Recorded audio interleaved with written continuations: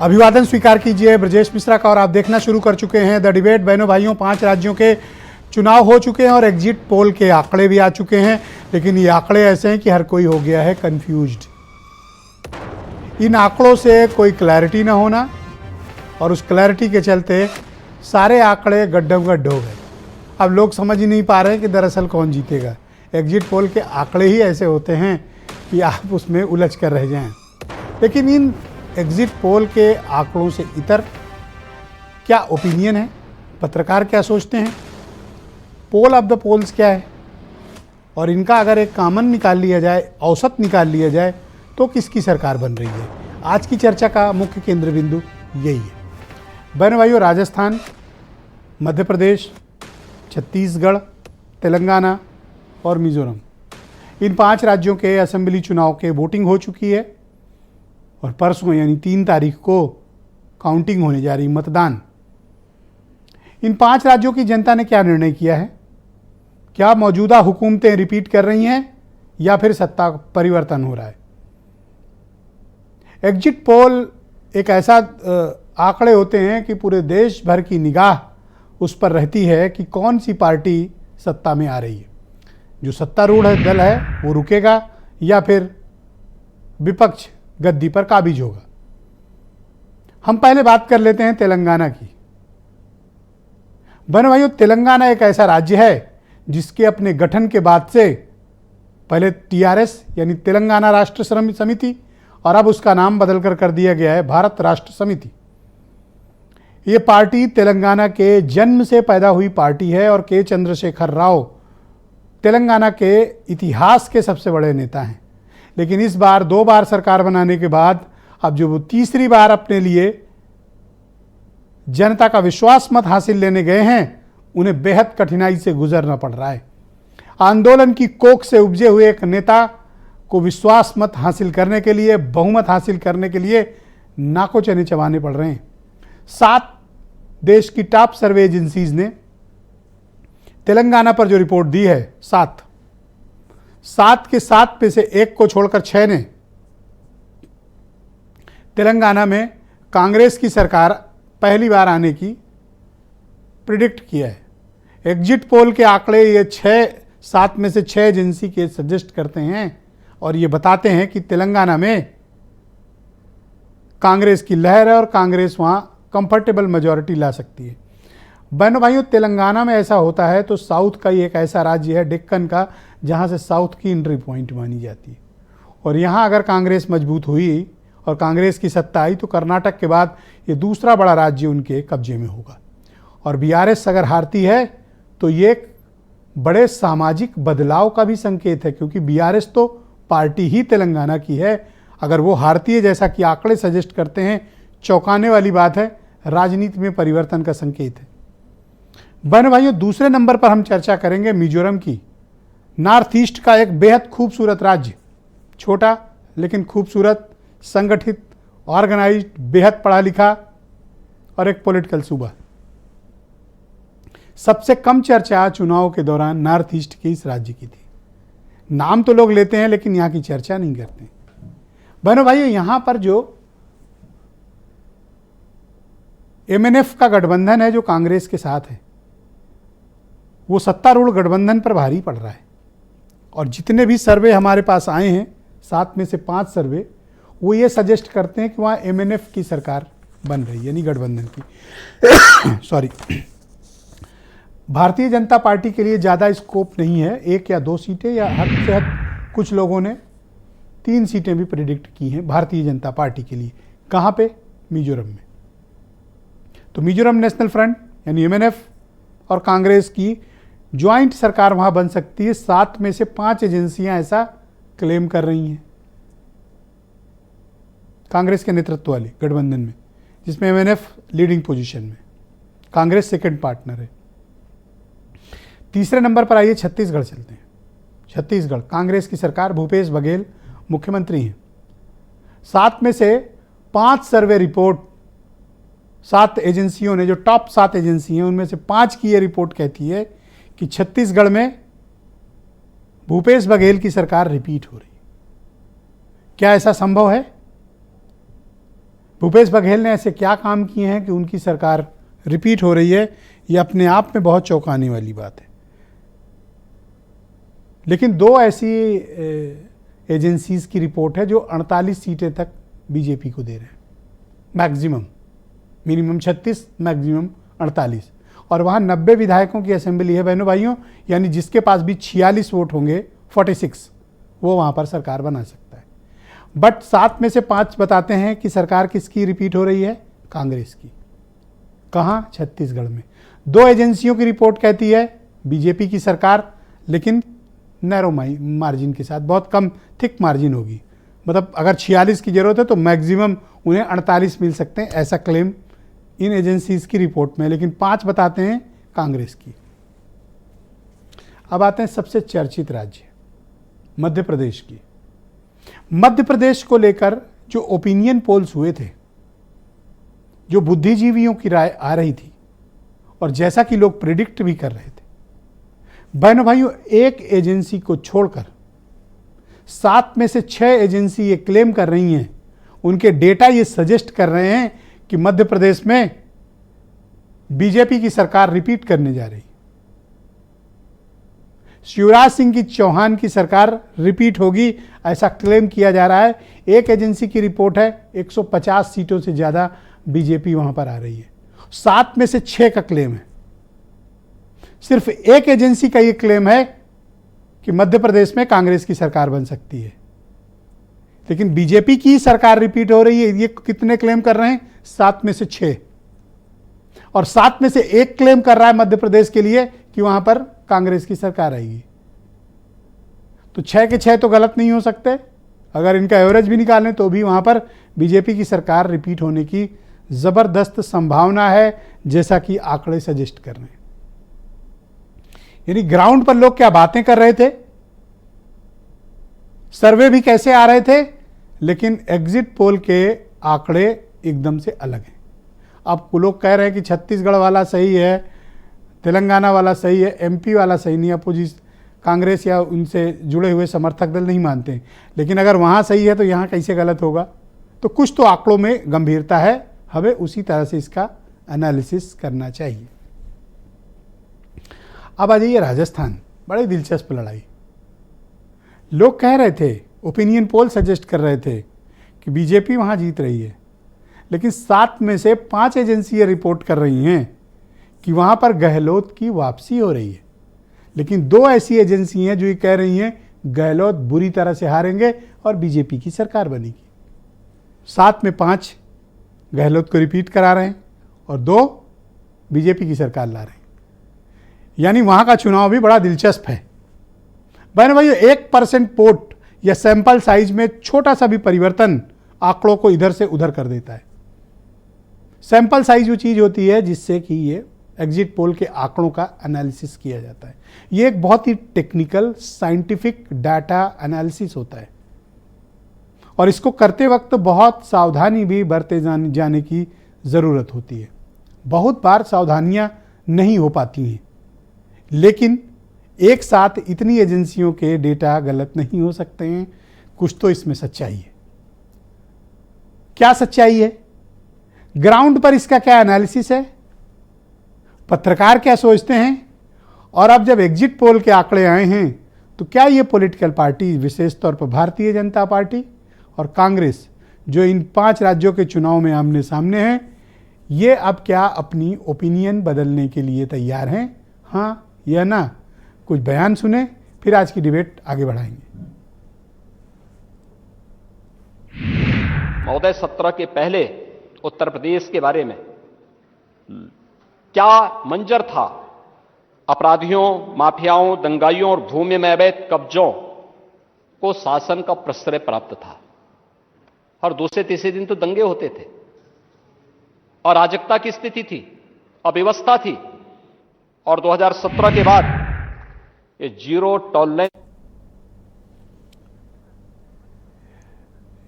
हम आपको इस मुद्दे को लेकर क्या बयान है वो बात चलाएंगे। ये एक गलत बयान चल गया जो उत्तर प्रदेश की आज की असेंबली से रिलेटेड था, पर हम आपको वो बयान सुनाएंगे जो एग्जिट पोल आंकड़े आने के बाद बोले गए थे। मेरे साथ सुरेंद्र राजपूत हैं, मध्य प्रदेश में भारतीय जनता पार्टी कांग्रेस के लिए बहुत लंबे समय तक कैंपेन किए हैं, पार्टी के प्रवक्ता भी हैं, तो मध्य प्रदेश का उन्हें खासा आइडिया है, तो आज हमने उन्हें विशेष रूप से आमंत्रित किया हुआ है। समीर सिंह भारतीय जनता पार्टी के प्रवक्ता हैं, प्रदीप तिवारी वरिष्ठ पत्रकार हैं, भोपाल से हमें ज्वाइन कर रहे हैं, ब्रजेश शुक्ला जी जाने माने पत्रकार हैं, और रायपुर छत्तीसगढ़ से मयंक चतुर्वेदी जी हमारे साथ मौजूद हैं इस कार्यक्रम में, और भी सम्मानित मेहमान हमारे साथ अभी दिल्ली और जयपुर से जुड़ने वाले हैं। आप सबका शुक्रिया और धन्यवाद इस कार्यक्रम में मेरे साथ जुड़ने के लिए। सुरेंद्र राजपूत जी, कार्यक्रम की शुरुआत में आपसे करना चाहता हूं, और मेरा पहला प्रश्न है आपके लिए कि कई राज्यों में कांग्रेस आंकड़े ऐसा सजेस्ट कर रहे हैं कि आपकी सरकार बनते हुए नहीं दिख रही। विशेष तौर पर आप मध्य प्रदेश को लेकर बड़े बड़े क्लेम कर रहे थे, लेकिन आंकड़े सजेस्ट कर रहे हैं कि आप मध्य प्रदेश बुरी तरह से हार रहे हैं। ब्रजेश भाई, देखिए, सबका अपना अपना विचार है। हम एग्जिट पोल वालों को, उनकी मेहनत को, उनका सम्मान करते हैं। हमें नहीं पता क्या है क्या नहीं है, लेकिन हम उतना ही उससे कहीं ज्यादा सम्मान अपने कार्यकर्ताओं का करते हैं जी। मेरा लगभग 1.5 महीना 15 दिन भोपाल में और 1 सवा महीना में रहा ग्वालियर में, तो जो मेरा अनुभव रहा है ग्राउंड रिपोर्ट्स पे और जो मेरा अनुभव रहा है वहां पर पूरी तरीके से 24 घंटे रहा मैं वहां, कोई एक भी दिन की छुट्टी नहीं ली मैंने जी। तो मेरा अनुभव वहां पर रहा है कि विदाई तय है मामा की। क्यों? क्योंकि भ्रष्टाचार था। क्यों? क्योंकि वहां पर नौकरियां नहीं थी। क्यों? क्योंकि वहां पर महिलाओं के प्रति दुराचार था, अनाचार था। क्यों? क्योंकि भारतीय जनता पार्टी ने स्वयं शिवराज सिंह जी को डंप कर दिया था। खैर, ये आज के विषय नहीं है।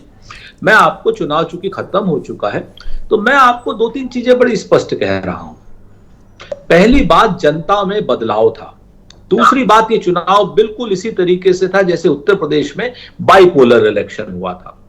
उत्तर प्रदेश में जैसे हुआ था ना कि 2 पार्टियों के बीच में इलेक्शन है और किसी की कहीं जरूरत नहीं है, तो उसमें हम लोग अपर हैंड पर हैं। और मैं आपसे फिर से कहता हूं कि 130 सीटों से ज्यादा से हम लोग चुनाव, ये आपका अपना पर्सनल एग्जिट पोल है?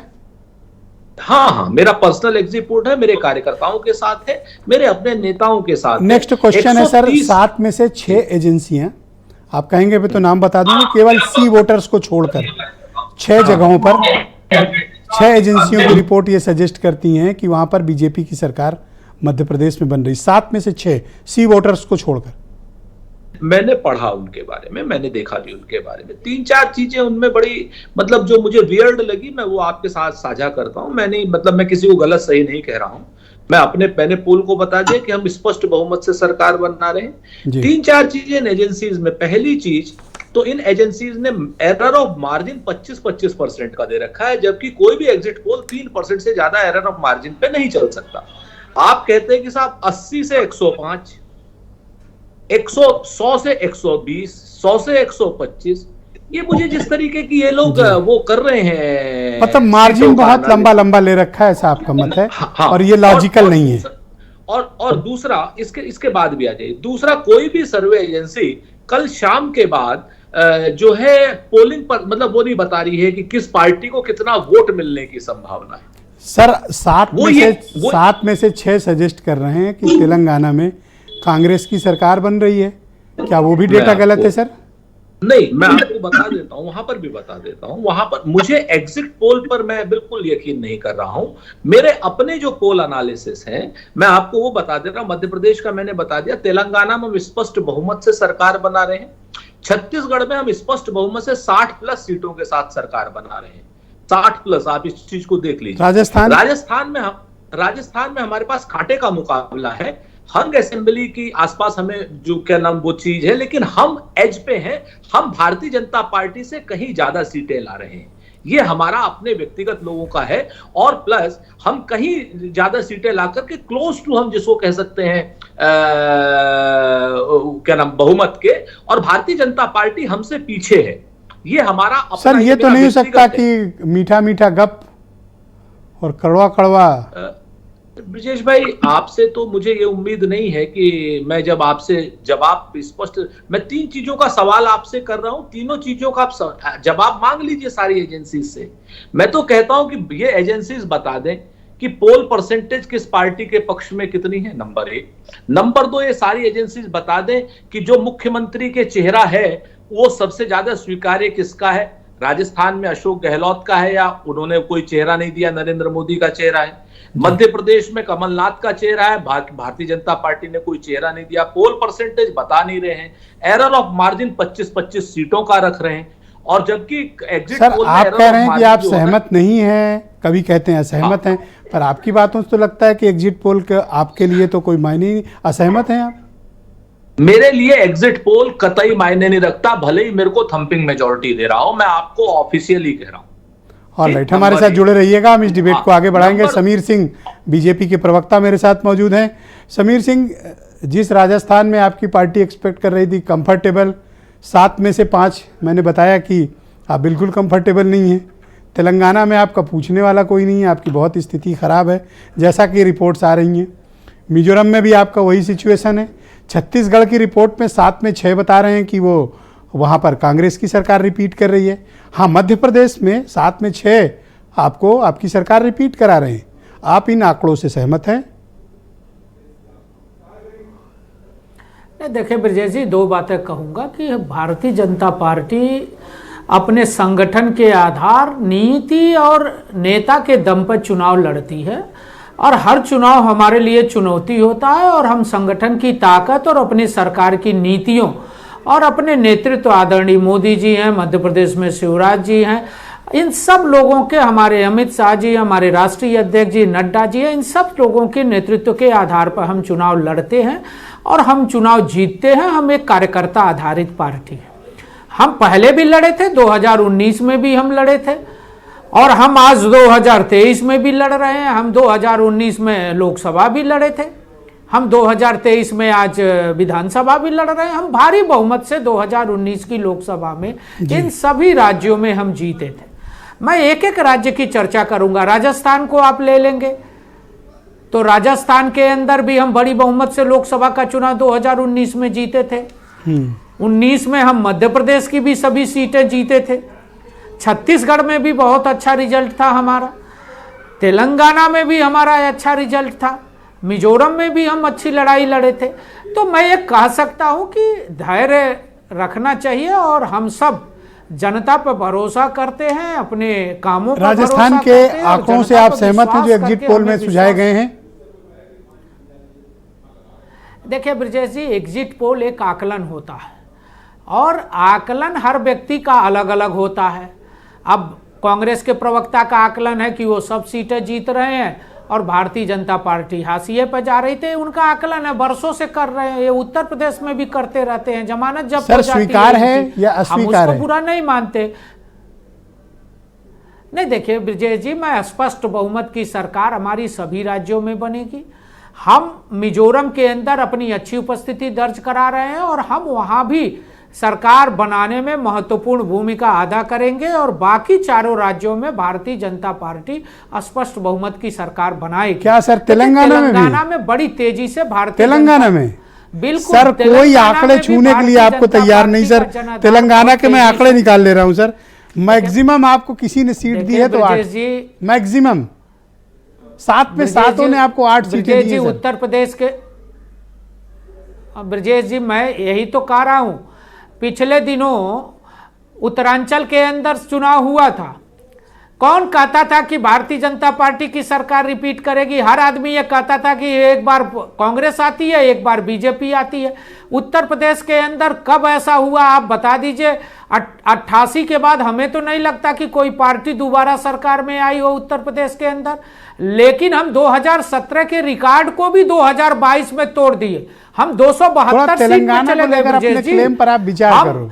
हम 2000 तेलंगाना में आपको 6 से 8 आकलन की बात कर रहे हैं। हम आकलन की बात कर रहे हैं ब्रजेश जी, हम आकलन की बात कर रहे हैं आपके। हम वोटरों के मूड की बात कर रहे हैं आपको। हम अपने संगठन के आधार पर जो काम किए हैं, हम हमारे नेतृत्व ने जो काम किया, हम उसकी बात कर रहे हैं। शुक्रिया समीर हम सिंह उत्तर जी, प्रदेश के डिबेट अंदर को आगे बढ़ाएंगे और 2022 तीन में बेहद शानदार 272 राजनीतिक सीट पर मामलों के चले पत्रकार। गए। उत्तर प्रदेश के अंदर Thank you. कौन सी ऐसी पार्टी है जो सरकार बनाने के बाद दोबारा 200 से ऊपर पाई हो? ठीक है कोई सर, आप वेट पार्टी करिए ऐसी? थोड़ा। मैं डिबेट को आगे बढ़ाता हूं और अपने पत्रकार बंधुओं की भी ओपिनियन को सम्मिलित करता हूं। मध्य प्रदेश की राजधानी भोपाल से मेरे साथ सीनियर जर्नलिस्ट प्रदीप तिवारी जी मौजूद हैं। तिवारी जी, आपका धन्यवाद हमारे साथ जुड़ने के लिए। तो सर, ये 7 में से 6 एजेंसी की रिपोर्ट तिवारी जी ये सजेस्ट करती हैं और ये बताती हैं उनके आंकड़े कि भारतीय जनता पार्टी की सरकार बहुत ही कंफर्टेबल मेजॉरिटी वहाँ पर गैदर कर रही है, सिक्योर कर रही है। सिर्फ एक एजेंसी की ये रिपोर्ट बताती है कि वहाँ पर कांग्रेस की हुकूमत आ सकती है। इन आंकड़ों को लेकर आपका एनालिसिस क्या है?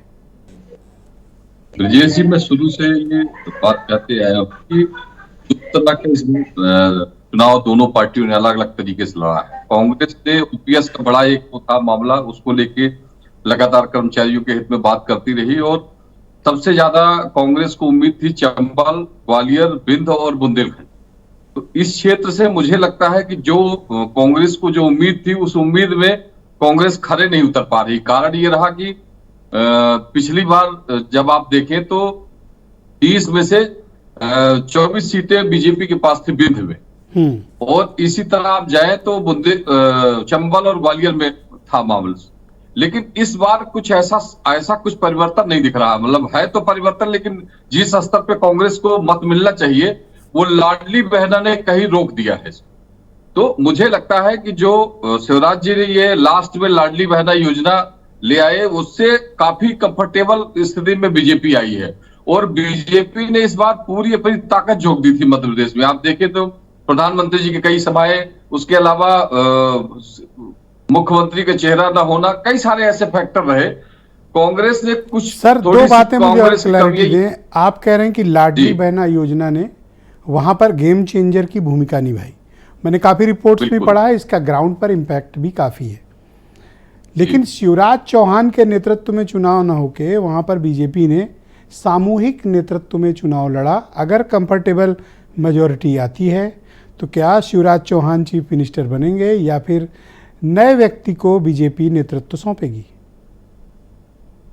ब्रजेश जी, ये तो खाल पार्टी का मामला है, लेकिन मेरा ये मानना है कि अगर पुनः सरकार रिपीट होती है बीजेपी को तो शिवराज जी को फिर से मुख्यमंत्री पार्टी तय करेगी। मेरा ये मानना है कि मतलब चुनाव भी फिर लोकसभा का चुनाव आने वाला है, तो लोकसभा चुनाव तक ऐसी कोई परिवर्तन की उम्मीद मुझे नहीं समझ में आती कि बीजेपी में कोई ऐसी परिवर्तन की स्थिति बनेगी।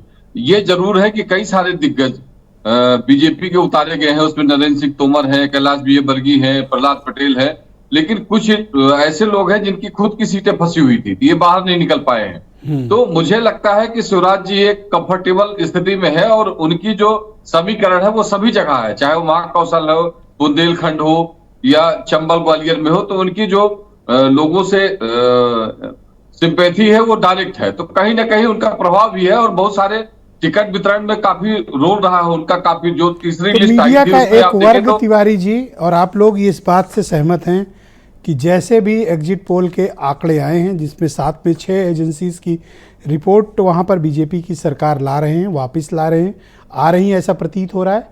इन रिपोर्ट से मीडिया कम्युनिटी भी सहमत है या फिर कोई संशोधन आप लोग एक्सपेक्ट करते हैं इसमें? देखिए, एक कुछ ऐसे सर्वे जो रिपोर्ट आई है जिसमें सीधा सीधा बीजेपी को 150-160 सीटों की बात आ रही है, मतलब 30 से ऊपर की सीट है, तो मुझे थोड़ा सा इसमें संशय है। कारण यह है कि मैं ये नहीं मानता हूं कि इतनी बड़ी मेजोरिटी में बीजेपी को सरकार बीजेपी की बन पाएगी। ये जरूर है कि सरकार बनाने की स्थिति में बीजेपी आ रही है। जिस तरह से इनकी योजना लाडली बहना और बहुत सारी योजनाओं का और सीधे केंद्र का हस्तक्षेप रहा है, उस हिसाब से बीजेपी बहुमत की ओर है। लेकिन अब इतनी ज्यादा बहुमत आएगी मुझे थोड़ी संशय। तिवारी जी, आपने क्या सोचा, कितनी आएगी? मेरे हिसाब से अगर जिस तरह से चुनाव बीजेपी और कांग्रेस दोनों ने लड़ा, देखिए कांग्रेस ने इस बार काफी मेहनत कांग्रेस ने भी किया है। ये जरूर है कि कांग्रेस में थोड़ी सी दिक्कत ये रहेगी, जो टिकट वितरण हुए उसमें चयन कम से कम 10 से 15 ऐसे टिकट वितरित किए गए हैं जिसमें थोड़ी सी दिक्कतें आई हैं इनको, और वो बागी होकर प्रत्याशी लड़ गए हैं। तो इसलिए बीजेपी की सीट जो मेरा जो मानना है 120 से 125 के बीच में रहेगी। ये आपका एग्जिट पोल है सर? जी, ऑलराइट, हमारे साथ जुड़े रहिएगा। मैं आपको रायपुर ले चलता हूँ। जाने माने राजनीतिक मामलों के पत्रकार मयंक चतुर्वेदी जी हमें ज्वाइन कर रहे हैं। बहुत शुक्रिया मयंक जी हमें समय देने के लिए। अब तो सर छत्तीसगढ़ में जिस तरह के आंकड़े आ रहे हैं, आपने मयंक जी ज़रूर उसकी स्टडी किया होगा। आज हम भी डिबेट में आने से पहले उसको स्टडी कर रहे थे। अधिकांश पोल एजेंसीज ये सजेस्ट कर रही हैं कि भूपेश बघेल की सरकार एक कंफर्टेबल मेजॉरिटी के साथ लौट रही है। इन आंकड़ों से आप सहमत हैं या इसमें आप कुछ संशोधन एक्सपेक्ट करते हैं? सबसे पहले तो शुक्रिया ब्रजेश जी। ये जो आंकड़े आए हैं, जो सारी एजेंसियों ने दिए हैं कि किस तरीके से कांग्रेस की सरकार आ रही है, सारे लोगों ने मेजॉरिटी दी है। लेकिन एक चीज बड़ी चौंकाने वाली है कि ये जो जितने भी सर्वे एजेंसी के आंकड़े हैं, हो सकता है कि आपको या हम सभी लोगों को चौंका दे। अभी जो मौजूदा स्थिति है, जो धरातल पर परिस्थिति है, उससे ऐसा लगता है कि कांग्रेस की सीट जो है या तो बहुत ज्यादा आ सकती है या पांचा पलट भी सकता है। तो ये मतलब बड़ी दुविधा वाली स्थिति है लोगों के लिए कि जो सर्वे की जो रिपोर्ट है उस पर यकीन करें या जो ग्राउंड पर जो लोग बता रहे हैं उस पर यकीन करें।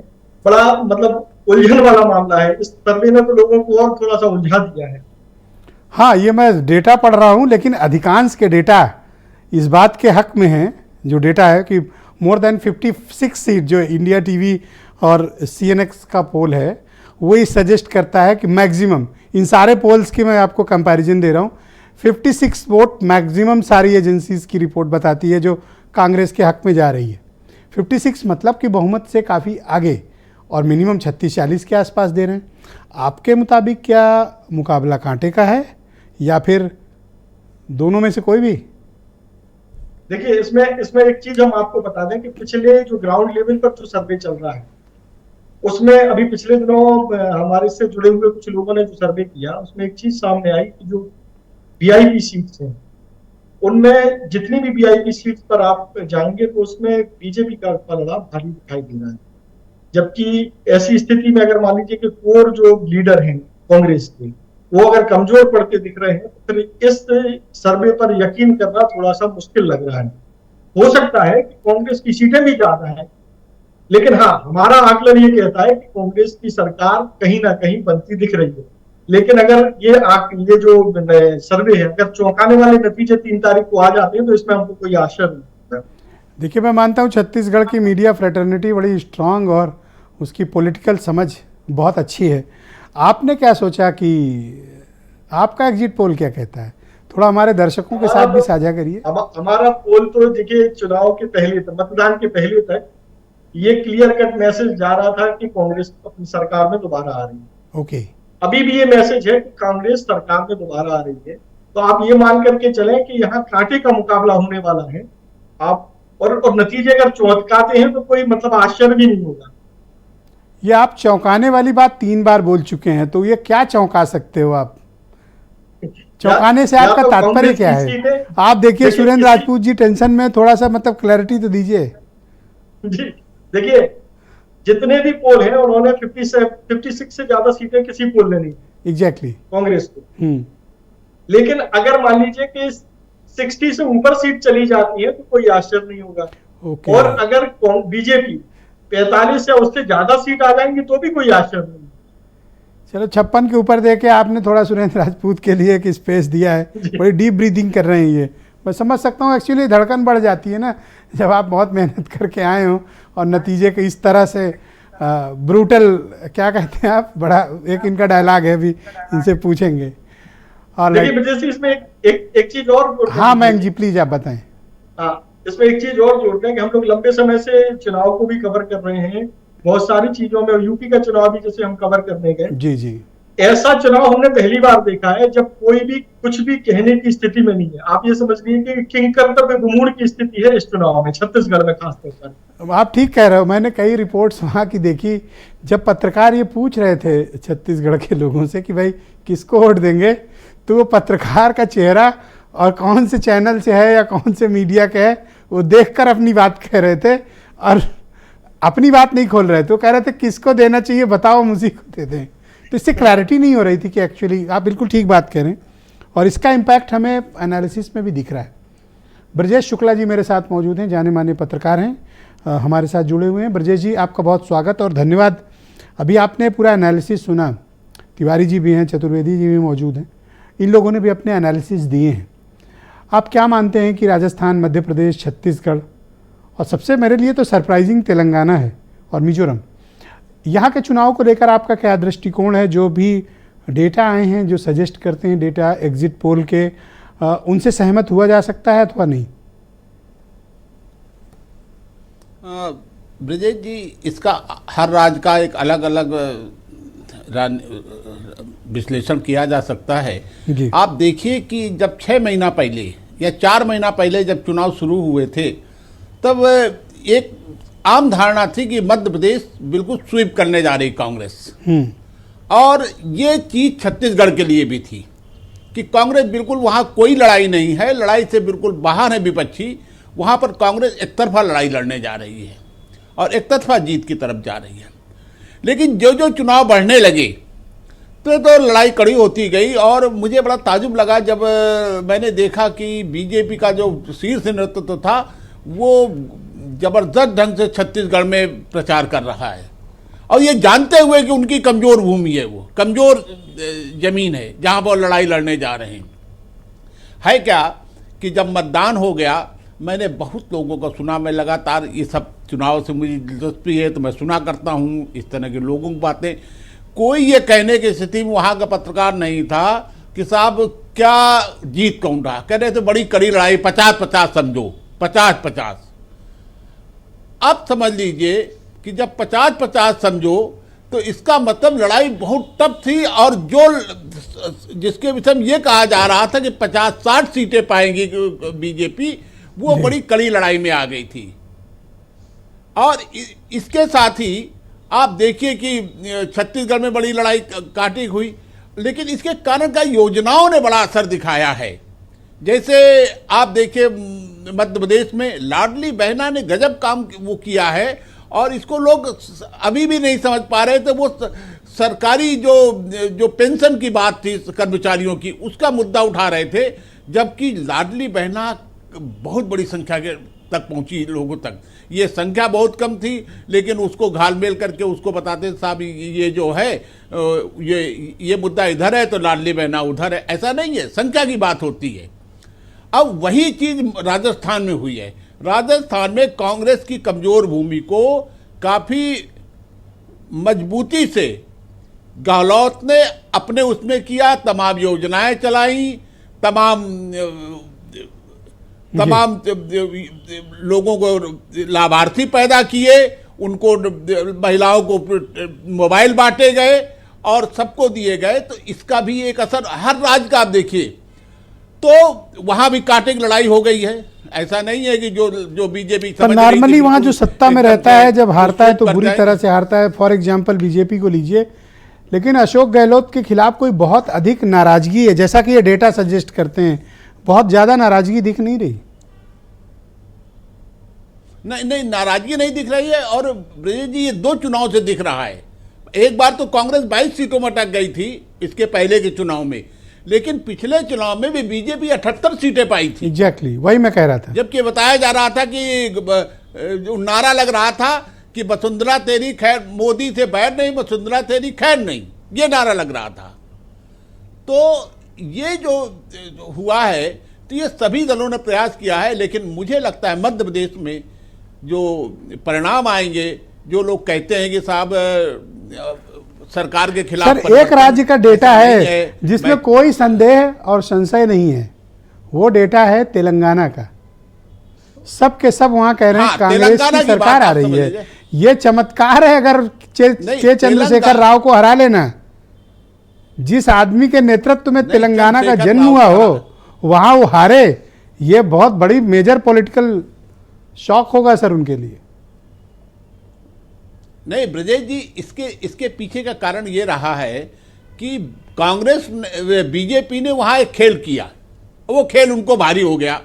जो नेता उनका, जो अध्यक्ष उनका संजय बंडी केसीआर के खिलाफ अभियान चला रहा था, हाँ, और उनको कटघरे में खड़ा कर रहा था, बीजेपी के लिए माहौल तैयार कर रहा था, और उसी समय उसी को बर्फ में लगा दिया इन लोगों ने। जो बेटी है केसीआर की, जी हाँ, नहीं, केसीआर की जो बेटी है उनका नाम आ गया शराब घोटाले में दिल्ली से, क्योंकि जितने भी शराब के बड़े व्यवसायी थे जिन्होंने दिल्ली में हस्तक्षेप किया, वो सब हैदराबाद के, ज्यादातर हैदराबाद के। वो जब लिंक जुड़ा, लेकिन उनको छुआ तक नहीं गया। उसके बाद बीजेपी नेतृत्व ने सोचा कि कुछ खिड़कियां खुली रखी बीजेपी नेतृत्व ने, यहां गलती हुई इनसे। उन्होंने क्या कर रखा है कि तो सर ये रणनीति भी हो सकती है कि जो दिल्ली में चुनौती दे रहा है वो दुश्मन न जीते, छोटा दुश्मन जीत जाए, कोई प्रॉब्लम नहीं। हाँ, हो सकता है इसीलिए बीआरएस को थोड़ा पुश किया हो। जगनमोहन रेड्डी से नहीं, यही किया है। जगनमोहन रेड्डी से इनके बड़े अच्छे संबंध हैं, एनडीए के प्रधानमंत्री के बहुत अच्छे वो हैं। उधर इन्होंने यहां पर क्या किया कि केसीआर को वो किया, इनके पर थोड़ा नरम हो गए और अध्यक्ष को हटा लिया वहां से। उसका परिणाम ये हुआ कि लोगों को लगा कि ये तो उन्हीं के। आज मैं हैदराबाद बीजेपी ने पहले तैयार किया, लेकिन रीजनल चैनल के एडिटर हैं, उनसे बात कर रहा था। उनका कहना था कि एक मैसेज है जो कांग्रेस देने में कामयाब रही कि तेलंगाना में बीआरएस, बीजेपी और एमआईएम एक चेन में है, एक चेन में बंधे हुए हैं, एक साथ मूव कर रहे हैं। ऐसा मैसेज कांग्रेस कन्वे करने में कामयाब दे दिया। क्या ये सही है? मैसेज था जो मोदी, जो प्रधानमंत्री, यही मैसेज गया कि साहब एक हैं। और जो प्रधानमंत्री को बार बार सफाई देनी पड़ी वहां की सभाओं में कि साहब ये हमसे गठजोड़ करना चाहते थे, ये मुझसे समझौता करना चाहते थे, मैंने नहीं किया, ये बार बार। और फिर पिछड़े वर्ग के उसको, ये सारी सफाई थी। है क्या, आने वाले दिनों में आप देखेंगे कि तेलंगाना में केसीआर से बीजेपी का कोई ना कोई वो तो हारेंगे। हारने के बाद बीजेपी और वो एक मंच में आपको खड़े दिखेंगे। और आंध्र प्रदेश में जगनमोहन रेड्डी। शुक्रिया ब्रजेश जी, हमारे साथ जुड़े रहिएगा। डिबेट को ये सारा कुछ नेक्स्ट लेवल पे ले चलते हैं और मेरे साथ वापिस इस राउंड को शुरू करते हैं सुरेंद्र राजपूत, कांग्रेस के प्रवक्ता।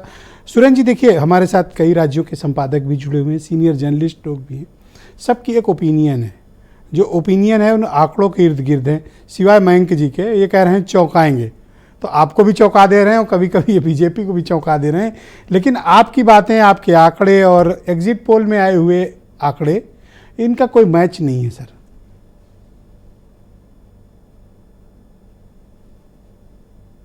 कि इन सारे जितने भी एग्जिट पोल हैं, इन लोगों ने क्या पोलिंग परसेंटेज आपको बताई? जो एग्जिट पोल की जो एक रवैयत होती है कि 3% से ज्यादा एरर नहीं बताते हैं वो लोग, या 3% ऊपर या 3% नीचे, जो लगभग 25% ऊपर नीचे क्यों है? ये अपना इनका है। मैं तो एक चीज कहता हूं, चाहे हमारे पक्ष के आंकड़े हों चाहे हमारे विरोध के आंकड़े हों, हम एग्जिट पोल को नहीं मान रहे। मैं एक लाइन की बात कह रहा हूं, हमारा अपना पूरा, हमारा जो ग्राउंड रियलिटी है, जैसे अभी मध्य प्रदेश के पत्रकार महोदय ने बताया कि साहब लाडली बहला ने बहुत अच्छा काम हो सकता है किया हो, अब तो चूंकि चुनाव खत्म हो चुके हैं, लेकिन वहां पर ओपीएस ने जितना काम किया वो क्या कम था? वहां पर इन लाडली बहनाओं की वजह से बाकी सारे जो राज्य की वृद्धावस्था पेंशन थी, बाकी विधवा पेंशन थी, ये सारी की सारी पेंशनों को विड्रॉ कर लिया गया है। वो क्या महिलाएं नहीं थी? उन लोगों को क्या परेशानी नहीं हुई होगी? जो अविवाहित लड़कियां थी उन लोगों का परेशानी नहीं हुई होगी? खैर, ये अपना अपनी अपनी सबके आंकड़े हैं, मैं उनके ऊपर भी कोई दोषारोपण नहीं, हर एक की अपनी सोच है। हमारी अपनी सोच है कि हम 130 प्लस पे जाकर के सरकार बनाने जा रहे हैं मध्य प्रदेश में। राजस्थान में हम सरकार कंफर्टेबली बनाएंगे। जो एक बात से मैं मयंक जी की सहमत हूं कि 60 प्लस, मैंने पहले भी आपसे कहा था पहले राउंड में भी, यहाँ पर हम छत्तीसगढ़ में सीटें ला करके भूपेश बघेल जी, मयंक जी की दूसरी लाइन नहीं सुनी, उन्होंने कहा बीजेपी भी चौंका सकती है। आप इतने खुश ना हो सर। देखिए, वो पत्रकार हैं और उनको अपनी पत्रकारिता की मर्यादा का ख्याल है, वो एक तरफा बात नहीं कर सकते और नहीं उन्हें करनी चाहिए। उनकी अपनी पत्रकारिता की जो मर्यादा को हम सम्मान करते हैं। हाँ, तेलंगाना और मिजोरम में लेकर के, मिजोरम में हम अपने सहयोगियों के साथ सरकार बनाएंगे। तेलंगाना में तो आप भी कह रहे हैं, आंकड़े भी कह रहे हैं, निश्चित तौर पर हम 60 प्लस जा रहे हैं। कुछ तो लोग हमसे कह रहे हैं जो तेलंगाना के हमारे मित्र हैं कि हम लोग 78 भी जा सकते हैं, लेकिन हमारा अब हम एक कंजर्वेटिव फिगर को रख करके चल रहे हैं कि 60-65 के आसपास हम लोग वहां जा रहे हैं। आपका ये अभी भी क्लेम है, इतने डेटा का एनालिसिस, इतनी रिपोर्ट्स, इतनी ओपिनियन के बाद भी, कि आप 5-0 से ये मुकाबला जीतेंगे? बिल्कुल, मेरा ये है। और मध्य प्रदेश के लिए मैं ओवर, पर वो रौनक आपके चेहरे पे सर दिख नहीं रही 5-0 वाली। मैं वो बता देता हूं आपसे, आपके जो मित्र, आपके जो क्या नाम वो है संस्था के लोग, उन्होंने कहा था कैमरा भेज दूंगा, तो अचानक से मुझे व्युत्पन्न व्यवस्था करनी पड़ी, स्थानपन्न व्यवस्था करनी पड़ी। सर मुझे तो पता था कि आप स्टूडियो पधारने वाले हैं सर, मैंने समीर सिंह को बताया भी था। मुझे दिल्ली जाना था, आपको गलत बता दिया, उन्होंने कहा था कैमरा भेजूंगा मैं, तो इस वजह से थोड़े से दूसरे। कोई बात नहीं सर, वैसे भी आप बहुत ही जवान और हैंडसम आदमी है, ऐसी कोई बात नहीं है। तो समीर सिंह कह रहे थे आपसे पूछा जाए तो मैं पूछ लिया, ऐसा कोई बात नहीं, आप बिल्कुल चिंता तो न करें। मैं आपसे, और बल्कि मेरी एक, अगर आप इजाजत दें हाँ तो प्लीज, मैं आ रहे बता बोले दूंगा, आप बोले।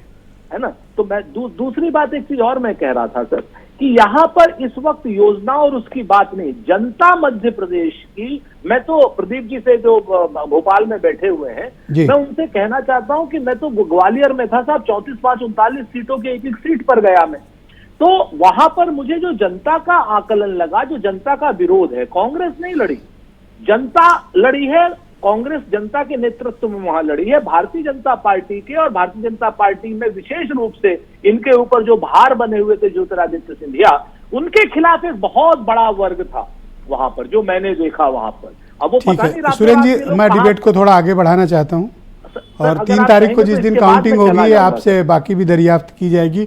मैं आपके मित्र समीर सिंह को आमंत्रित करता हूँ। समीर सिंह, आपने सुरेंद्र जी का क्लेम सुना होगा, 5-0 से आपको हराएंगे। हालांकि कह रहे हैं थोड़ा रौनक अभी आ जाएगी थोड़ी देर में, ऐसी कोई बात है नहीं। तो इनका क्लेम 5-0 से आपको हराने का है, और इसके पीछे ये तथ्य, तर्क और लॉजिक भी दे रहे हैं। नहीं देखिए ब्रजेश जी, मुंगेरी लाल के हसीन सपने देखने में कोई आपत्ति नहीं है, पहले भी देखते रहे हैं, आज भी देख रहे हैं, आगे भी देखना है। मैं कह रहा हूं कि 3 को फिर हम सब मिलेंगे, और निश्चित रूप से 3 को दोपहर तक परिणाम लगभग आ जाता है, और 12 बजे तक अब ईवीएम ये बताने लगता है कि दिशा किस तरफ जाती है। मैं बहुत स्पष्ट रूप से बताना चाहता हूं ब्रजेश जी कि निश्चित रूप से भारतीय जनता पार्टी अपने नीति, जिसकी बात मैंने किया, जिसका उल्लेख हमारे कई पत्रकार साथियों ने किया, हमारे छत्तीसगढ़ के मयंक जी ने जो चर्चा की, देखिए नीति और आपका जनता पर भरोसा। छत्तीसगढ़ के अंदर जिस प्रकार से भ्रष्टाचार हुआ था, जिस प्रकार से महादेव ऐप के माध्यम से मुख्यमंत्री भ्रष्टाचार में इन्वॉल्व थे, बड़े पैमाने पर ब्लैक मनी पकड़ी गई, कहीं ना कहीं छत्तीसगढ़ की जनता ये जानती है कि कांग्रेस की सरकार भ्रष्ट है और हमारे पैसे का और लूट के दुरुपयोग कर रही है। इस नाते हमें इस सरकार को बदलना चाहिए। आदरणीय मोदी जी के नेतृत्व में देश विकास के रास्ते पर जा रहा है, और ऐसी सरकार बननी चाहिए जिससे छत्तीसगढ़ का विकास हो, और छत्तीसगढ़ का विकास और प्रदेश हम ही ने बनाया था और भारतीय जनता पार्टी ने किया था।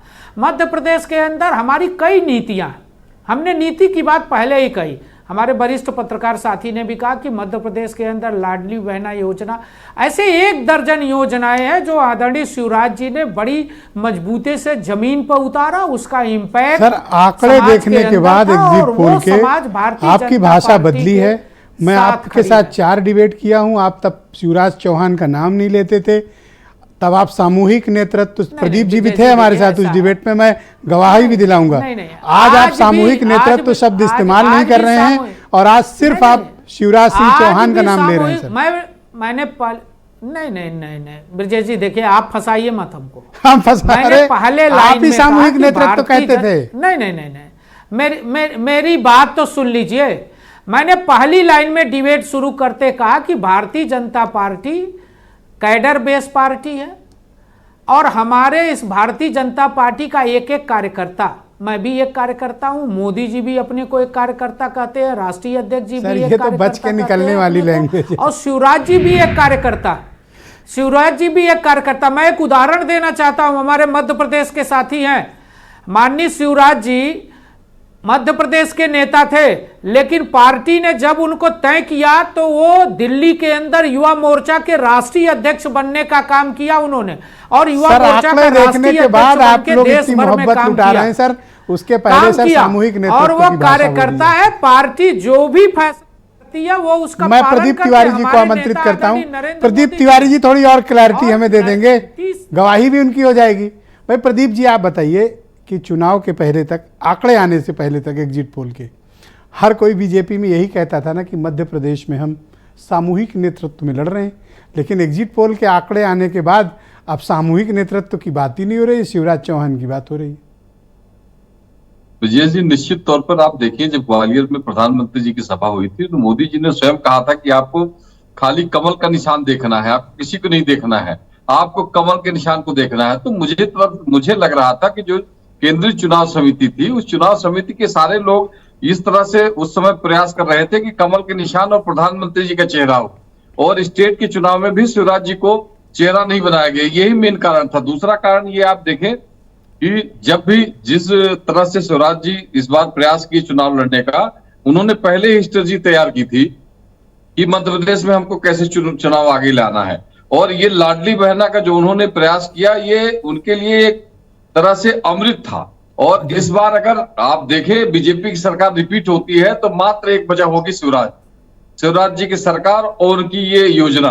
आप देखें पिछले इनके आंकड़े जो आ रहे थे वो सब 60 से कम सीटों पे आ रहे थे, शिवराज चौहान को क्यों पीछे जा रहे थे। इसकी क्रेडिबिलिटी मिले, सामूहिक नेतृत्व को भी तो इसकी क्रेडिबिलिटी, इसका श्रेय जाना चाहिए, जिस सामूहिक नेतृत्व को ये लोग बढ़ा रहे थे। अब जीत रहे हैं तो सब कोई कह रहा है शिवराज, उसके पहले सब लोग सामूहिक नेतृत्व की बात कर रहे थे। आप ऐसा क्यों प्रश्न खड़ा कर रहे हैं कि सामूहिक नेतृत्व तो नहीं है? तो सर आप मानो, आप बार बार शिवराज चौहान का तब नाम ले रहे थे, आज आप तब नहीं ले रहे थे, तब सामूहिक नेतृत्व कह रहे थे। शिवराज चौहान हमारे नेता हैं, शिवराज चौहान हमारे नेता है, प्रधानमंत्री जी हमारे नेता। तिवारी जी, मैं 20 सेकंड आपके पास और बचे हैं सर, इस पे क्लैरिटी दो आप। नहीं का नाम ले, आपको क्यों? एक सेकंड रुको तो सर, नाम पर आपको क्यों? सर सामूहिक नेतृत्व कहा था सर, आज शिवराज कह रहे हो सर। एक कार्यकर्ता का है। बोलिए भाई Tiwari ji, go ahead please. एक कार्यकर्ता का सर गुस्सा न करो, उनको बोलने दो, अरे बोलने दो। तिवारी जी बोलो। जिस तरीके से बीजेपी ने स्ट्रेटजी चुनाव की बनाई गई थी, उसमें केंद्रीय नेतृत्व इन्वॉल्व हुआ और पूरी केंद्रीय नेतृत्व के आधार पर ही टिकट वितरण हुआ और सारी सिस्टम हुई। लेकिन आप ये देखें कि जब मुख्यमंत्री जी ने इस योजना को लागू किया, उसके बाद इसमें प्राण आ गया। बीजेपी एक तरह से जितना पीछे जा रही थी, अंतिम में आप देखें 15 दिन पहले बीजेपी ने पूरा थैंक यू तिवारी जी, थोड़ा सा वक्त का अभाव है, डिबेट आगे बढ़ाएंगे। मैं आपको छत्तीसगढ़ ले चलता हूं, मयंक जी हमारे साथ मौजूद है। मयंक जी, आप तो जो कह रहे थे आंकड़े, सुरेंद्र राजपूत कह रहे हैं कि चौंकने की बारी तो आप लोगों की है। देखिए कि ये तो पॉलिटिकल लोग हैं, इनको अपनी पार्टी का पक्ष रखना है, और बीजेपी हो चाहे कांग्रेस हो, लेकिन सच ये है जो हम लोग धरातल पर देख रहे हैं। अब देखिए कि दोनों पार्टियां अपने अपने दावेदारी प्रस्तुत कर रही हैं, तो सच तो ये है कि एक ही पार्टी की दावेदारी या एक ही पार्टी के हाथ में सत्ता आएगी, ये बड़ा नेचुरल है, उनका सौभाग्य। सर एक मेरे पास सवाल काफी आ रहे हैं आपके लिए। एक सवाल उनमें से एक है कि ट्राइबल्स इलाके में किसके लिए क्या संदेश गया, या उधर से क्या रिपोर्ट है जो 28-30 सीटें ट्राइबल्स इलाके से? ट्राइबल इलाके में हुआ क्या है इस बार कि जैसे अरविंद नेताम जी जो थे, वो बड़े ट्राइबल नेता थे, वो उन्होंने अपना अलग पार्टी बनाई। एक और गोंडवाना पार्टी है, वो भी अपना वर्चस्व उधर दिखा रही है। लेकिन इस बार जो है ट्राइबल में बहुत कुछ वोट परसेंटेज जो आदिवासी नेता खड़े हुए थे उनके पास जाए, उसका सीधा सा लाभ दोनों पार्टियों को सीधा लाभ नहीं मिल रहा है। दोनों पार्टियां चूंकि आदिवासियों के लिए काम करती रही है, बीजेपी लंबे समय से बस्तर के इलाकों में सक्रिय रही है, कांग्रेस भी रही है, लेकिन बीजेपी की जो सक्रियता है वो ट्राइबल इलाकों में उससे बहुत कुछ लाभ पहुंचा सकती है। दूसरा आपसे जानना चाहता हूं कि मैंडेट मिलेगा या फिर हंग असेंबली, या जिसको मिलेगा पूरा मिलेगा? नहीं, हमको ऐसा लगता है कि या तो सीधा किसी को पूरा मैंडेट मिलने जा रहा है। ओके, तो कोई भी दल हो सकता है। ऑल राइट, मैं ब्रजेश शुक्ला जी को आमंत्रित करता हूं फाइनल ऑब्जर्वेशन के लिए। ब्रजेश जी, आपका फाइनल ऑब्जर्वेशन राज्यवार, वन लाइनर सर। मुझे लगता है कि जो सर्वे आए हैं वो आप बिल्कुल इनको रिजेक्ट नहीं कर सकते जिस ढंग से किया जा रहा है। इसमें कुछ तथ्य हैं, आप देखिए। मुझे लगता है कि मध्य प्रदेश में जो होने जा रहा है वो जो सर्वे है हमें सही लग रहा है। राजस्थान में भी कांटे की टक्कर है, और यही हाल छत्तीसगढ़ का है। जहाँ तक तेलंगाना का है, वहाँ कांग्रेस एक बढ़त लिए हुए है, और वो साफ दिखता है, लोगों से बात करने में दिखता है कि यहाँ पर कांग्रेस के प्रति आकर्षण है, और बीजेपी ने जो तैयार की थी फसल उसको कांग्रेस काट लेगी। एक अंतिम सवाल, बीजेपी मध्य प्रदेश जीतती है तो शिवराज चौहान मुख्यमंत्री या कोई और? अब देखिए, यदि मध्य प्रदेश जीतती है तो शिवराज के अलावा कोई विकल्प नहीं इनके पास, कोई विकल्प नहीं है। समीर सिंह कुछ आपत्ति प्रकट कर रहे थे। समीर सिंह जी, मैं 20 सेकंड है आपके पास, गो अहेड, बोलिए। देखिए ब्रजेश जी, हमारे यहाँ सामूहिक नेतृत्व ही रहता है। आप किसी भी सामूहिक नेतृत्व पर प्रश्न चिन्ह मत लगाइए। मेरा निवेदन है कि हमारा प्रत्येक कार्यकर्ता चुनाव को चुनौती के रूप में लड़ता है और हमारे यहाँ सामूहिक नेतृत्व में ही सारे फैसले होते हैं। हमारे यहाँ परिवारवादी पार्टी नहीं है, व्यक्तिवादी पार्टी नहीं है। हम फैसले पार्लियामेंट्री बोर्ड में लेते हैं, टिकट के फैसले लेते हैं चुनाव समिति में, और हमारे सभी राज्यों के अध्यक्ष और मुख्यमंत्री और नेता प्रतिपक्ष उसके हिस्से होते हैं। हम लोकतांत्रिक प्रक्रिया को अपनाते हैं ब्रजेश जी। हम पार्टी कोई परिवार नहीं चलाते, हमारी पार्टी कोई परिवार की पार्टी। बहुत बहुत धन्यवाद। मैं आप सभी का बहुत आभार प्रकट करता हूं। सुरेंद्र जी भी जुड़े हुए थे, उनका भी बहुत धन्यवाद। और आप सभी का बहुत बहुत शुक्रिया। हमारे साथ भोपाल से प्रदीप तिवारी जी और रायपुर से मयंक चतुर्वेदी जी भी जुड़े थे। आप सबका भी बहुत शुक्रिया, धन्यवाद हमें अपना कीमती वक्त देने के लिए और अपनी ओपिनियन से हमारे दर्शकों को राजनीतिक बारे में जानकारी देने के लिए। और बहनों भाइयों, आप सबका भी बहुत शुक्रिया। 3 दिसंबर को भारत समाचार काउंटिंग की पल पल की खबर, पल पल का अपडेट इन 5 राज्यों से सबसे पहले लेटेस्ट अपडेट के साथ आपको दिखाएंगे। बहुत शुक्रिया, धन्यवाद हमारे साथ जुड़े रहने के लिए, धन्यवाद।